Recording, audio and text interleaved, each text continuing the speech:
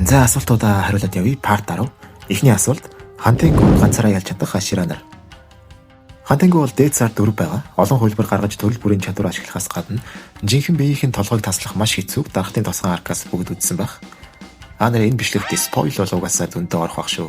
Манганы талаар ярих гарах юм бол за үргэлжлүүлье. Тэгэхээр бидэнд 100 гактений хүнийг няц бясалж чадах, модон лууг нь тисэж, олон хуйлсан үед нь зэрэг тедэнтэй тулдаж чадах хурд болон тэсвэртэй Хашира хэрэгтэй.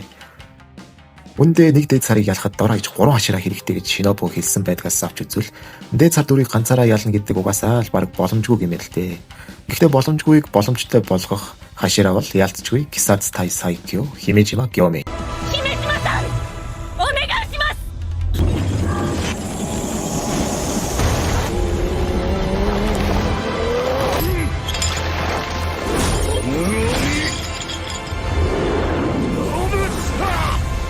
Геомын дайралт хүнд бөгөөд хурдан учир хөлбрүүд болон 100 гактенийг жаргалж чадна.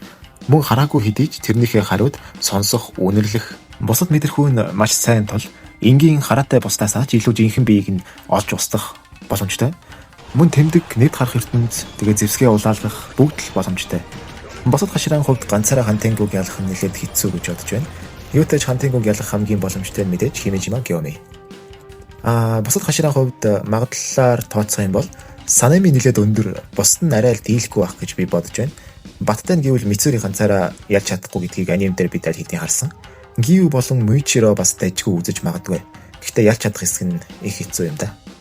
За дараа нь дээд доод цар Хашира Камабоко сквадыг ранкинг хийнэ гинэ. Дээд царны хувьд 1-4 хүртэл яг л хүчнийхээ дарааллаар гэж бодож байна.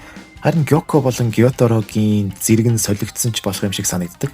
Гёко нэг л дээд царууд дундаас хамгийн алиа тэгээд онцсон юм болоогүй болохоор тэгж санагдаад идэм бол бас сайн мэдэхгүй байна. Муичиро амар авархан ялагдсан болохоор. Доод царууд ч гэсэн яг дарааллаараа л байх төө хүчний үед бол уул нь Рингокутэй үздэг хуучин доод царны 2 тэгээд Санемитэй тулддаг доод царны 1 энэ хоёрлаа зөвүүн доод царууд байсан. Амьд байсан бол нэлээд хүчтэй болох байсан баха. Бараг дээд цар болох байсан болоо. Эсвэл зүгээр дүрийн дизайнууд нь амар гоё болохоор тэгж санагддаг гэж магадгүй. За харин Хаширагийн хувьд бол өмнөх бичлэг дээр хэлсэн байгаа. Хүмүүс Гиу 3-т гэж их орж ирсэн. Мэдээж Гиу 3-т байж болно. Тэр ранкинг бол тодорхой яг хүчин гэхээс илүүтэйгээр аним дээр хийж бүтээсэн. Тэгээд аним дээр өөрсдийнх нь нээсэн чадрууд дээр үндэслэж дараалсан болохоор яг нэг тийм нэгээс нэг дүгэл мөөлийнх нь чадраар бол би жигсаагаагүй байгаа шүү. За Камабоко сквадын хувьд гэх юм бол Камабоко сквад гэж яг юг хэлээд байна гэх юм бол Танжирогийн эргэн тойрондох үе тэнгийн андуудыг нь нийлүүлээд Камабоко сквад гэж байгаа. Нөгөө Иноске Танжирог Камабоко Компачиро гэд нэг хэлдэг штэ. Тэндээс нь фэнүүд нь санаа аваад Камабоко сквад гэж нэрлсэн байдгийг байна лээ. Камабоко Компачиро. За тэгээд миний бодол шүү. Та нар бас намайг эсэргүүцэх оронд зүгээр л өөрсдийнхөө бодлыг бичээрэй. За тавт гениал. Чөтгөрийн махыг идээд чадвараас нь авдаг ч гэлээ. Авиас чадварын хувьд таарон дээрээс ойрын зайд маш сул талтай. 4-т Иноске. Ойрын болон дундын зайд маш хүчтэй, унших хэцүү хөдөлгөөнтэй. Өөрөө амьсгал хүртэл зохиосон болохоор авиас нь бол маш их. За харин 3-т Кано. Цэцгийн амьсгал ашиглагч, маш өндөр хариу үзүүлэх чадвартай. Мөн Кано хамгийн өөрт нь өрсөлдөгчдөөч аюултай техник бол Хиган Шуган буюу нөгөө ертөнцийг харах улаан нүдэн. Энэ үдийг ашиглахаараа ерөнхийдөө Канао Шинобугч давдаг штэ. Нөгөө хинтэй үлээ дээд царны 2 доо матад толдож яхад. Одоо бүр дөрүүдээ мартаад биш ойроор бичлэг хийхгүй болохоор. За харин 2-т Зенитсв. Цэвэр хурдны дарангуй юм да. Өөрийнх нь зохиосон 7 дугаар хэлбэр бол дээд царыг ч ялах хүчтэй байсан. За харин 1-т Танжиро. Нарны амьсгал, тэмдэг, нэвт харах ертөнц, гол дүрийн чадварууд бүгд л байна. За тэгээд толооны IQ ч гэсэн маш өндөр гэж боддог. Танжиро ер нь бол хэдий айгу зөөлөн сэтгэлтэй тийм хүмүүсийн жоохон кринжилдэг гол дүрч гэлээ. Яавч сул дорой гол дүр бол биш. Тэгээ ер нь бол айгу хөрхөн тунган тааруулж тэгэл дүрлээ. Танжиро дуртай хүмүүс ч гэсэн мэдээж олон л доо. За дараа нь Гёторо хязгааргүй цайзад байсан бол мэдээж үндсэн зохиолд ирэх шиг хязгааргүй цайз аркийн бүх дүрүүд байгаа. Шин дээд цар 6 Кайгаку ч гэсэн байгаа. Үүн дээр нэмээд дайсны талд дахин нэг дээд цар нэмэгдэнэ гэдэг бол зүгээр л сөөрл юм шүү. Альч тулаанд Гёторо оролцсон тэнгэнийг ч илүүрхэх хурдтай тэгээд хор ашигладаг ер нь ласар их хүндрэл учруулж таарна. Миний хувьд Гёторо эсрэг Шинобу гэсэн тулааныг бас хармаар байна. Нэг жоохон төстэй шүү дээ. Хурд болон хор. Тэгээд ямар тулаан болох нь сонирхолтой. За дараа нь хэрв Yoruichi анханасаа байгаагүй бол гэсэн байна. Хэрв тийм байсан бол эхний ээлжинд чөтгөрүүд одоогийнхоосоо илүү хүн төрлөختнийг илүүрхэж дээрлэсэн давмгайлсан байдалтай байх байсан гэж бодож байна. Яг гэвэл Yoruichi анх бүрэн төвлөрсөн амьсгалын техник тэгээд Nichiren элдний ер нь хамгийн бүтэн боломжийг нь чөтгөрийн ангуучдад зааж өгсөн шүү дээ. Хэрвээ Yoruichi байгаагүй байсан бол чөтгөрийн ангуучид амьсгалын техник ашиглаж чадахгүй, амьсгалын техник ашиглаж чадахгүй бол ер нь чөтгөрийг ялж чадахгүй байх байсан. Бас Yoruichi байгаагүй бол хүмүүс Nichiren элд биш бууг илүү хөгжүүлж чөтгөрийн эсрэг тэмцэх байсан баха.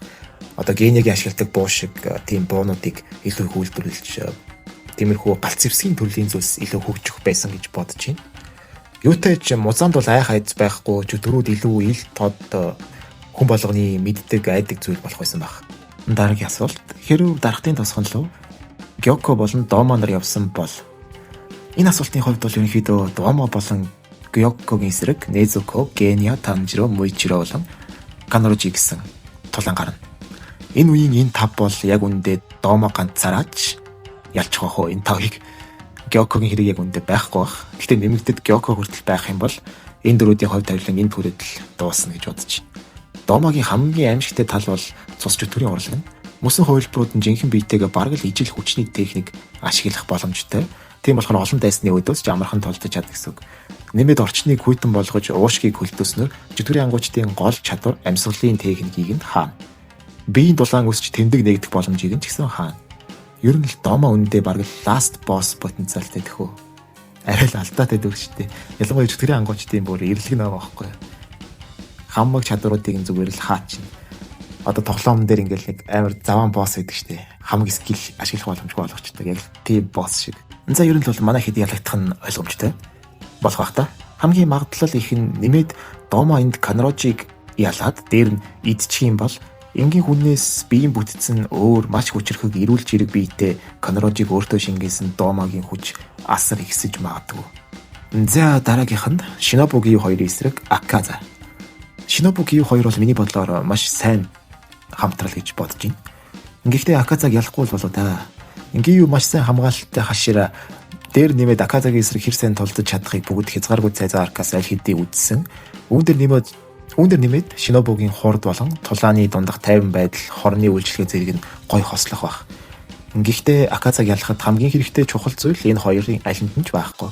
Тэр бол мэдээж Akaza-гийн луужинг контролж чадах Skitoru Sekai буюу нэвт гарах ертөнц. Энэ нэвт гарах ертөнцөл байхгүй бол ер нь Akaza-гийн цус чөтгөрийн урлагийг давах боломжгүй баха. Тэгээд толгойг нь тасцсан ч гэсэн цаа чи үхэддэг шүү дээ бас л. Tanjiro биш л бол бусад хүн толгойг нь тасдахад цаа чи бас л толгойгоо залгаад гараад ирж мэдхэл нөхөр шүү дээ. Akaza цаа чи Akaza л юм ялах.